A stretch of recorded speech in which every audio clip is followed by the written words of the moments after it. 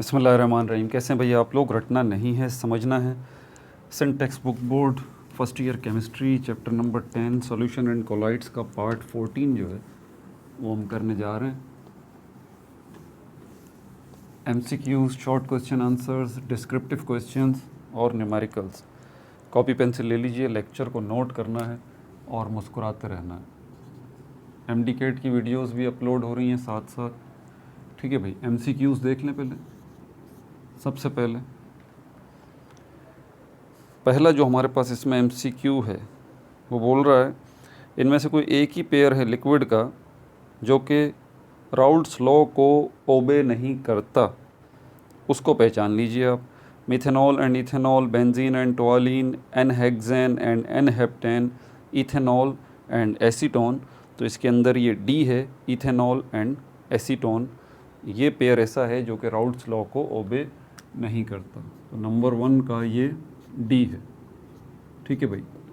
Second MCQ जो है उसमें बोल रहा है पहचानिए इनमें से कौन सा जो है, कौन सी स्टेटमेंट जो है वो इनकरेक्ट है कोलॉइडल सॉल्यूशंस के से रिलेटेड।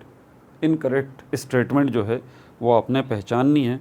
तो इसमें से सी जो है वो इनकरेक्ट स्टेटमेंट है। उसमें कह रहा है कि it's particle size is less than 1 nanometre.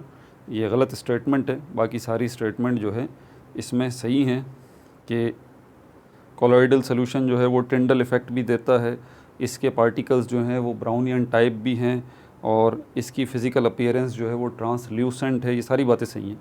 सिर्फ सी जो है कि पार्टिकल का साइज़ जो है वो लेस देन 1 नैनोमीटर है, ये गलत बात है। कोलॉइडल जो हैं सॉल्यूशन, इनके पार्टिकल का साइज़ 1 नैनोमीटर और 1000 नैनोमीटर के दरमियान है। ठीक है भाई। तो ये दूसरा वाला जो है इसका सी ऑप्शन है। तीसरा एमसीक्यू जो है यहाँ पर हमारे पास, इसमें वो बोल रहा है कि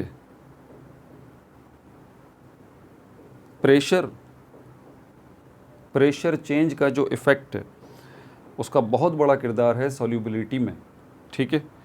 किस पॉइंट ऑफ व्यू से? Solid into liquid. अगर सॉल्यूशन आपका सॉलिड इनटू लिक्विड हो, लिक्विड इनटू लिक्विड हो, गैस इनटू लिक्विड हो, ऑल ऑफ देम, या फिर ये सब के सब हों। मतलब उसने सॉल्यूशन की टाइप्स बताई हैं और बोला है कि भाई ये प्रेशर अगर आप चेंज करेंगे तो इसका बहुत ज़रा इफ़ेक्ट पड़ेगा इस किस्म के सॉल्यूशंस में। ठीक है भाई।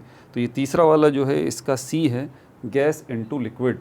जो आपकी फ़िज़ी ड्रिंक्स वगैरह होती हैं उसमें आप देखें लिक्विड के अंदर गैस जो है वो आप डिज़ोल्व करते हैं, तो उसकी सॉल्युबिलिटी गैस की अगर बढ़ानी है आपको उस लिक्विड में, तो फिर आपको क्या करना पड़ेगा? आपको प्रेशर को बढ़ाना पड़ेगा। ठीक है भाई। तो ये तीसरे का सी है। चौथे का जो है वो देखते हैं उसमें क्या कह रहा है। इनमें से कौन सी ऐसी है जो कोलिगेटिव प्रॉपर्टी नहीं है? ठीक है। लोअरिंग इन वेपर प्रेशर ये भी है, एलिवेशन इन बॉइलिंग पॉइंट ये भी है, डिप्रेशन इन फ्रीजिंग पॉइंट ये भी है, एटमॉस्फेरिक प्रेशर ये नहीं है। तो ये डी है, इस पर आप टिक लगा लीजिए, चौथे का डी। पांचवा जो है इसमें आपसे बोल रहा है राउल्ट्स लॉ के मुताबिक जो रिलेटिव लोअरिंग है वेपर प्रेशर की वो किसके बराबर है? मोल फ्रैक्शन ऑफ सॉल्वेंट के, मोल फ्रैक्शन ऑफ सॉल्यूट के, मोलैलिटी के, या मोलैरिटी के। ठीक है। तो ये बी है आपका, मोल फ्रैक्शन ऑफ सॉल्यूट के बराबर है। ये बी पे जो है वो टिक लगा लें आप।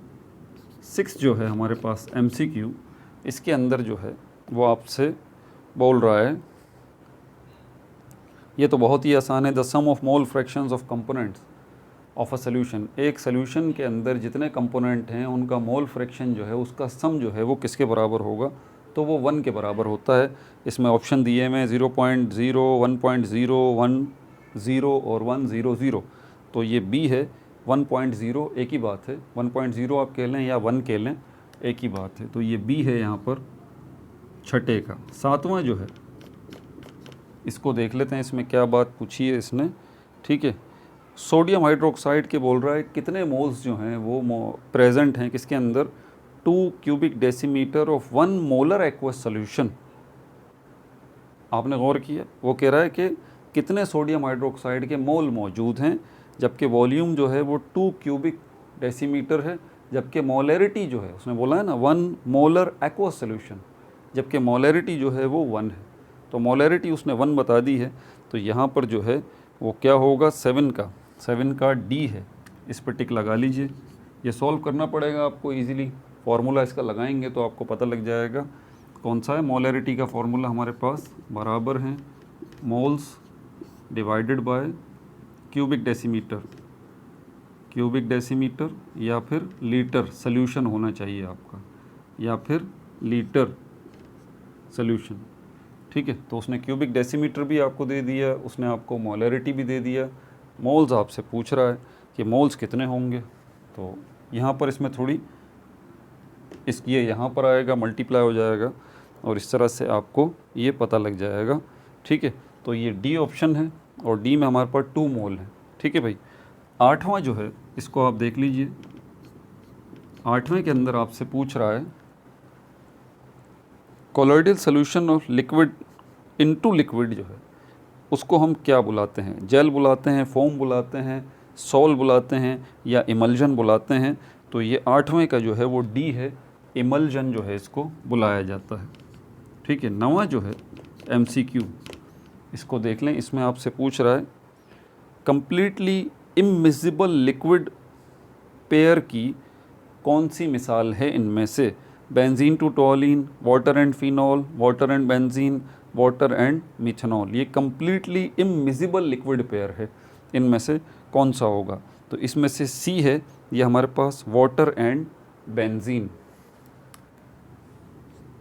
आखिरी जो MCQ है इसके अंदर वो आपसे पूछ रहा है 15% mass upon mass, W upon W मतलब mass upon mass, potassium hydroxide solution can be prepared by mixing 15 gram potassium hydroxide in 15 gram water, 85 gram water, 100 gram water या 115 gram water.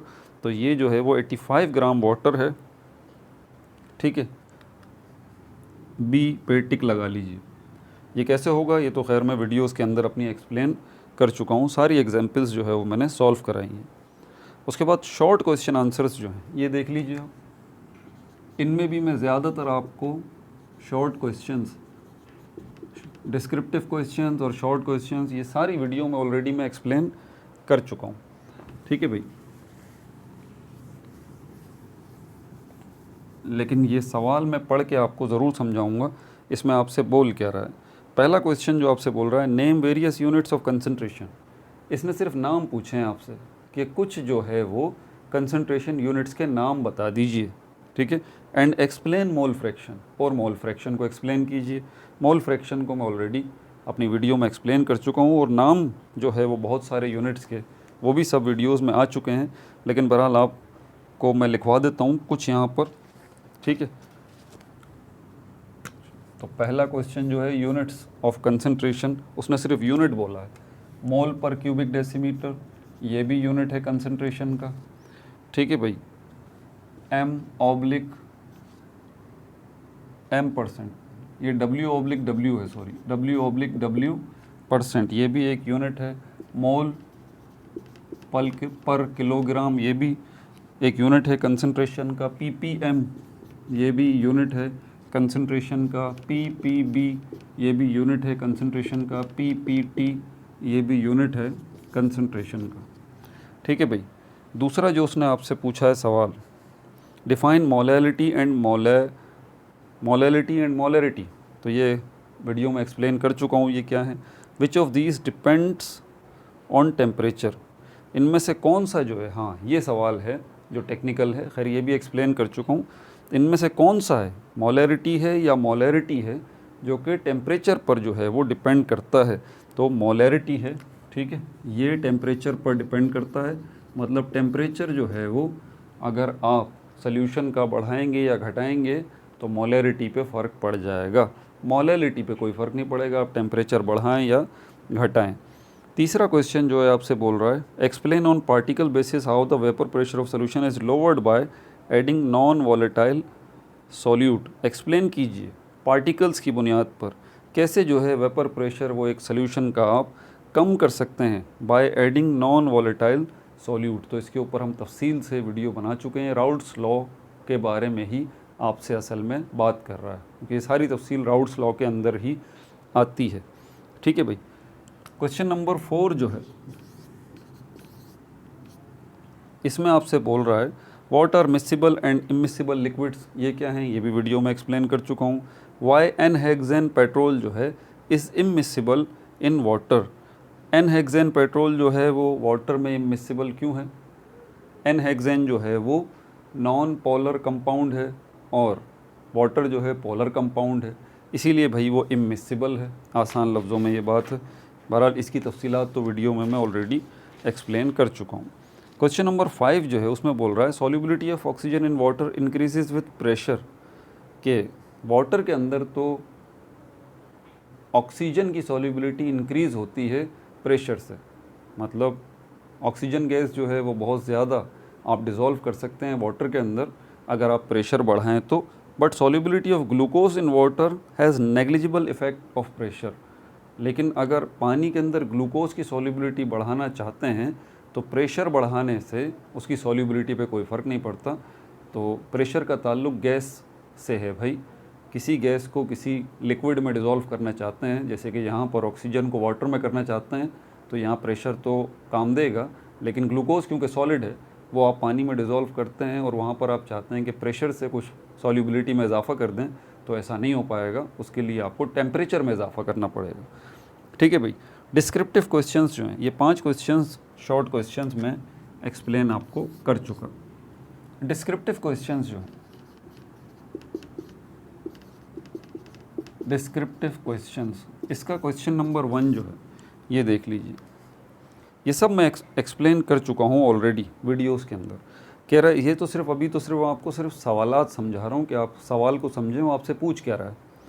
State Raoult's law, Raoult's law की statement आपको देनी है 4-5 लाइनों की जो है। And derive it's mathematical expression, और राउल्ट्स लॉ की मैथमेटिकल एक्सप्रेशन ड्राइव करें। याद रखें कि एक डेरिवेशन नहीं है उसकी, बल्कि राउल्ट्स लॉ की 3 फॉर्म्स हैं, first form, second form, third form. तो ये सब आपको जो है वो ड्राइव करना पड़ेगा। वीडियो में मैं ये सब ड्राइव करके दिखा चुका हूँ। क्वेश्चन नंबर 2 के अंदर बोल रहा है what does an ideal solution means. Ideal solution से क्या मतलब है, ये भी मैं ऑलरेडी वीडियो में एक्सप्लेन कर चुका हूँ। Give 4 characteristics to distinguish between ideal and non ideal solution. 4 characteristics बताएं और जो कि फ़र्क आपको बताएं आइडियल और नॉन आइडियल सोल्यूशन के दरमियान। ये भी वीडियो में मैं ऑलरेडी एक्सप्लेन कर चुका हूँ। क्वेश्चन नंबर 3 आपसे बोल रहा है define osmosis and osmotic pressure. Video में एक्सप्लेन हो चुका। Give 4 daily life examples of osmosis. ये भी वीडियो में एक्सप्लेन हो चुका। क्वेश्चन नंबर 4 कह रहा है what are colligative properties. Explain हो चुका। Why does the boiling point of a liquid get raised when a non volatile solute is added. ये भी वीडियो में एक्सप्लेन हो चुका कि बॉइलिंग पॉइंट जो है वो लिक्विड का क्यों बढ़ जाता है अगर आप उसमें कोई नॉन वॉलेटाइल सॉल्यूट जो है वो ऐड करते हैं। ये भी ऑलरेडी एक्सप्लेन हो चुका। कॉलिगेटिव प्रॉपर्टीज़ का जो टॉपिक था, जो कि असल में राउल्ट्स लॉ का ही एक तसलसल है, उसके अंदर। क्वेश्चन नंबर 5 जो है आपसे बोल रहा है differentiate among true solution, colloidal solution and suspension on the basis of particle size and visibility. ये भी वीडियो में मैं ऑलरेडी अपने एक्सप्लेन कर चुका हूँ। न्यूमेरिकल्स हैं ये 2। ठीक है भाई। तो ये जो न्यूमेरिकल्स हैं ये हम जो है अगले पार्ट में कर लेते हैं, पार्ट 15 के अंदर। तो ये चैप्टर तमाम हो जाएगा। फिर चैप्टर नंबर 11 की तरफ जाएंगे, थर्मो केमिस्ट्री की तरफ। ठीक है भाई। अपना बहुत ज़्यादा ख्याल रखिएगा। No like no subscribe, only share.